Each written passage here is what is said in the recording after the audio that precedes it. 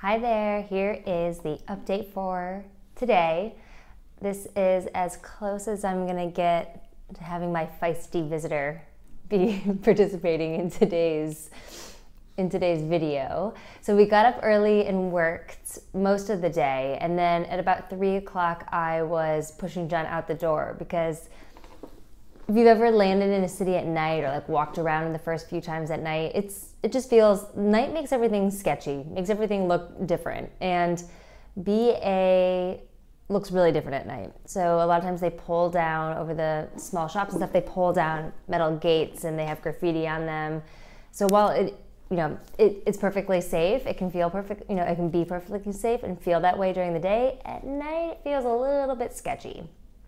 So we went to Avenue 6 de Julio, I believe, and it's one of the biggest streets in the world. It's enormous. It's really pretty. It's like a long boulevard, and on each side there's really classical looking buildings all the way down.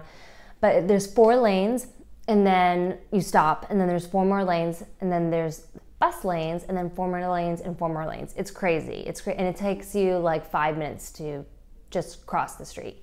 So we went around there and had a look around, and then we stopped at a really cute cafe, like probably an older style Argentine cafe, and had coffees. John had a cappuccino, which is like layered coffee, and I had a cortado con crema, which is just like a shot of espresso with really amazing cream in it.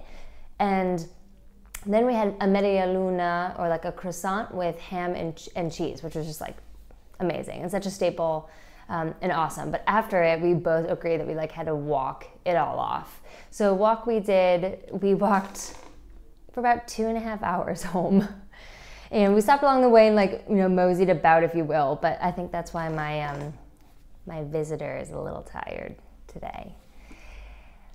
So side note, some of the people have been asking me why I decided to go to Buenos Aires for my 1 month away from New York City. And I wish I could sit here and tell you like all the wonderful things that I had schemed in my head. Some of the benefits were that it was on a similar time zone to New York City and to my family, so that has made it so much easier to communicate. And also Spanish, which is a language I know enough of to get around, and those were 2 big perks. But the real reason I ended up in Buenos Aires actually isn't a romantic story at all.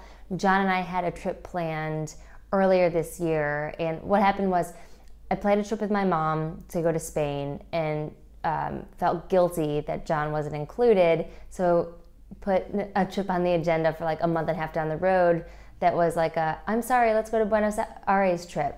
And by the time it came around, we were both so tired from work travel that we decided making the 11-hour flight down for a 4-day weekend was just a little bit too much. And so we moved the flights, and when I moved the flights, I was having discussions with work on taking the month of September off.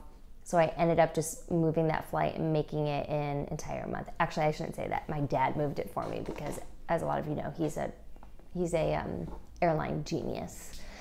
And so that's how I ended up getting down to BA. And everything happens for a reason, right? In the beginning, it seemed kind of wonky that I was taking this vacation and making it into a 1-month trip, especially because I had illusions in my head of like spending this month in the jungle somewhere in Colombia, which we've talked about. That probably wasn't the best idea. And so everything happens for a reason, and that's how I ended up in BA. It's been awesome, and can't wait to give you guys an update all about what's going on tomorrow. All right, ciao.